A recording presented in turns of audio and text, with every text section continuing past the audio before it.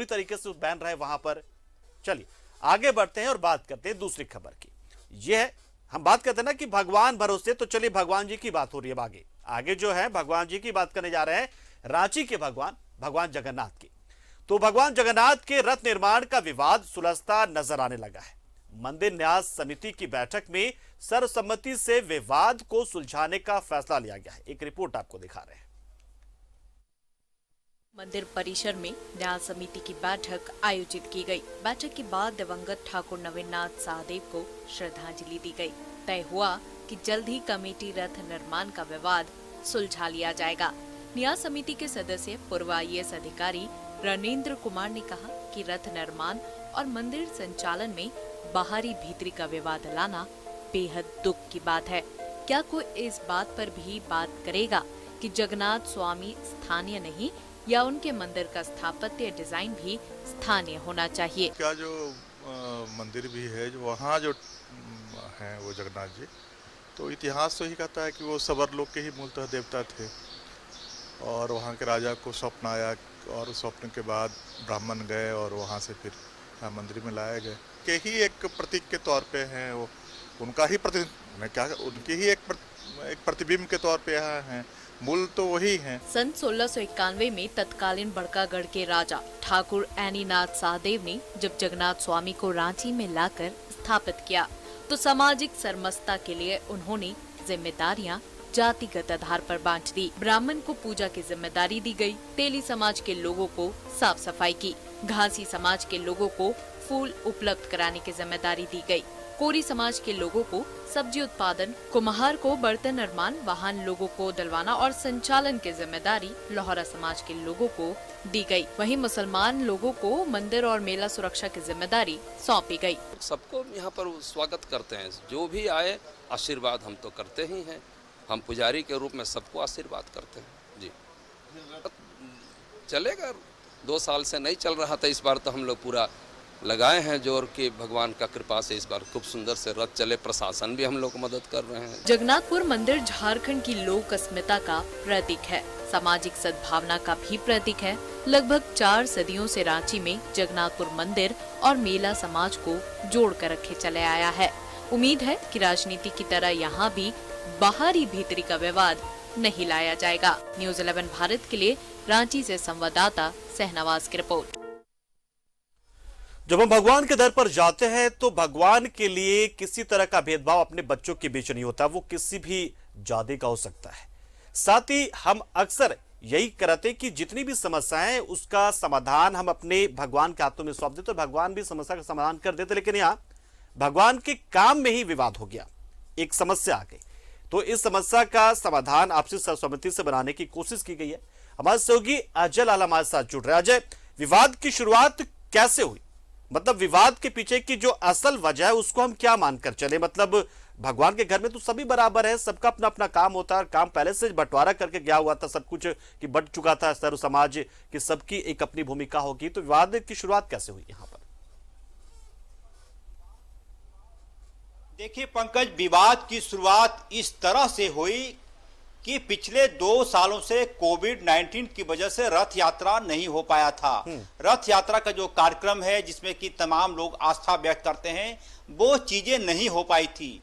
वर्ष 2022 यानी कि मौजूदा जो साल में हम लोग चल रहे हैं, यह तय हुआ कि इस बार जो रथ यात्रा निकलेगी भगवान जगन्नाथ की, उसको थोड़ा भव्य बनाना है। क्योंकि 2 सालों का गैप था, लोग आस्था से दूर रहे, भगवान के दर्शन लोगों के नहीं हो पाए। लिहाजा नवीननाथ सहदेव जो कि जगन्नाथ मंदिर न्यास समिति के उपाध्यक्ष हैं और साथ ही जो इसके अध्यक्ष हैं संभवतः रंजीत सिंह नाम है उनका, एक समिति बनाकर ये तय हुआ कि इस बार 8 चक्के की जगह 16 चक्के का रथ बनेगा और इसके लिए उड़ीसा के पुरी से 100 कारीगरों को बुलाया गया और यह कहा गया कि 16 चक्के का रथ का आप निर्माण करें, क्योंकि इस बार भव्य तरीके से रथ यात्रा को संपन्न कराना है। और यह भी कल्पना की गई थी, यह भी बात सामने आई कि इस बार जो रथ यात्रा होगा उसमें बहुत भीड़ उमड़ेगी, लोगों की ज्यादा भीड़ आने की संभावना है। लिहाजा रथ पर सवार होने वाले जो वीआईपी होते हैं, जो आस्था से लबरेज लोग होते हैं, उनकी भी ज्यादा संख्या होगी। लिहाजा ये कोशिश हुई थी कि इस बार का रथ 16 चक्के का होगा और भव्य तरीके का रथ बनेगा। लिहाजा कारीगर रांची आ गए और उन्होंने रथ निर्माण कार्य शुरू भी कर दिया। इसी बीच नवीन नाथ सहदेव के छोटे भाई हैं प्रवीर नाथ सहदेव, वो आकर विवाद ये शुरुआत कर दिया कि जब पारंपरिक तरीके से 8 चक्के का रथ का निर्माण होता रहा है तो आप 16 चक्के का निर्माण क्यों कर रहे हैं। और दूसरी बात उन्होंने कही कि रथ को पिछले कई सालों से लोहरा समाज के लोग बनाते रहे हैं, तो इस बार पुरी के कारीगर कैसे आ गए, आप क्यों परंपरा तोड़ रहे हैं। लिहाजा इसी बीच पर वाद विवाद हुआ। जो जानकारी मिली कि हाथापाई भी हुई, अन्य प्रकार की असंसदीय भाषा का भी प्रयोग हुआ और इन सब के बीच जो सूचना दी गई, जैसे ही सूचना मिली नवीन नाथ सहदेव को कि रथ निर्माण को लेकर विवाद हो गया, झगड़ा हो गया है, इससे पहले कि वो घटना स्थल पर पहुंचते उनको अंदर से बेचैनी महसूस हुई और उसके बाद वो दुनिया छोड़कर चले गए। ये विवाद की पहली वजह है। और दूसरी वजह यह है जी, और दूसरी वजह यह है कि प्रवीर नाथ सहदेव जो कि नवीन नाथ सहदेव के छोटे भाई हैं, वो न्यास समिति में कहीं नहीं है, न अध्यक्ष है, न उपाध्यक्ष है, न कोषाध्यक्ष है, न सदस्य हैं।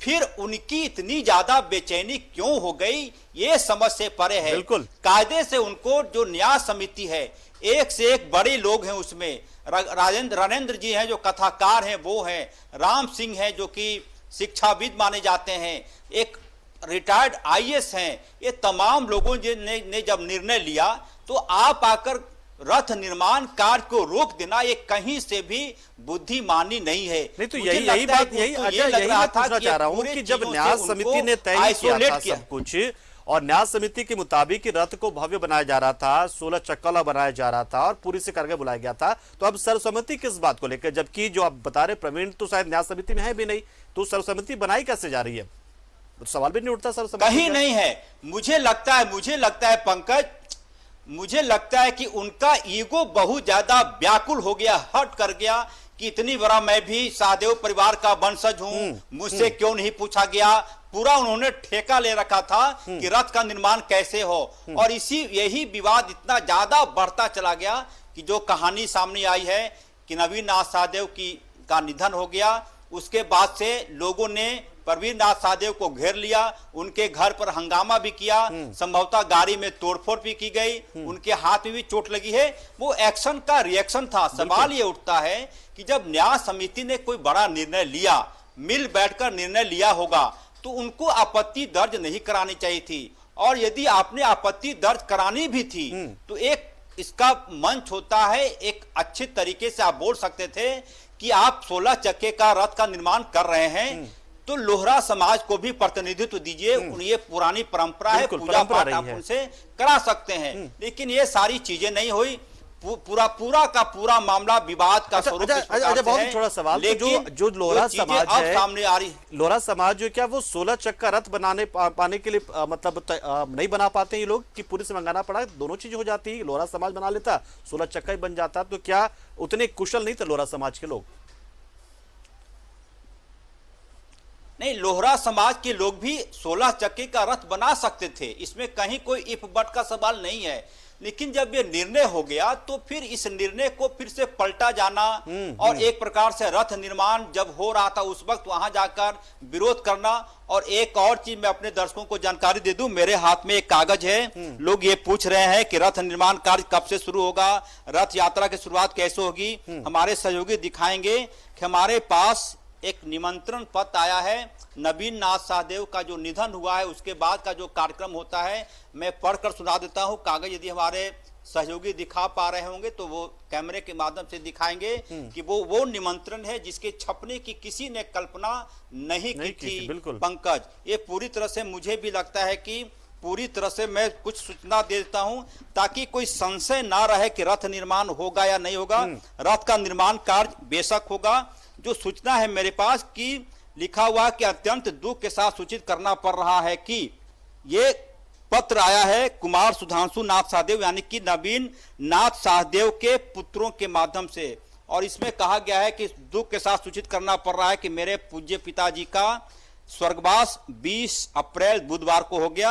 और उसके बाद देखेंगे, हमारे सहयोगी दिखाएंगे कि ये देखेंगे 29 अप्रैल शुक्रवार को 10 कर्म है।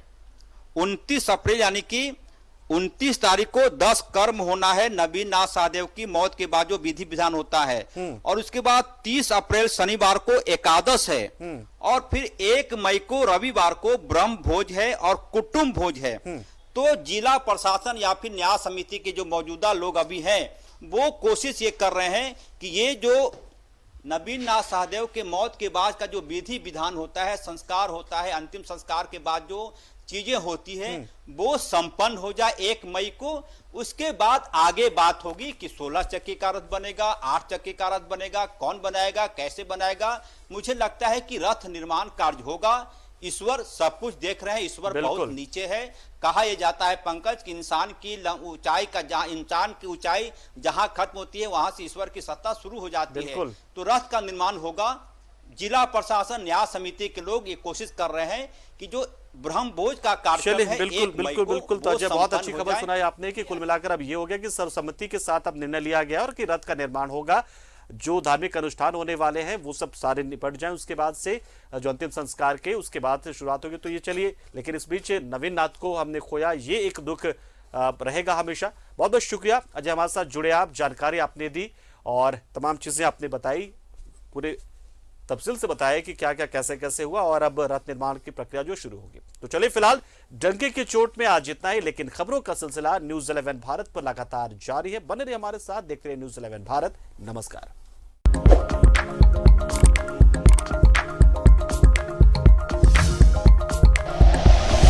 Like and share videos, subscribe करें हमारा चैनल और प्रेस करें बेल आइकॉन। न्यूज़ 11 भारत, सच है तो दिखेगा।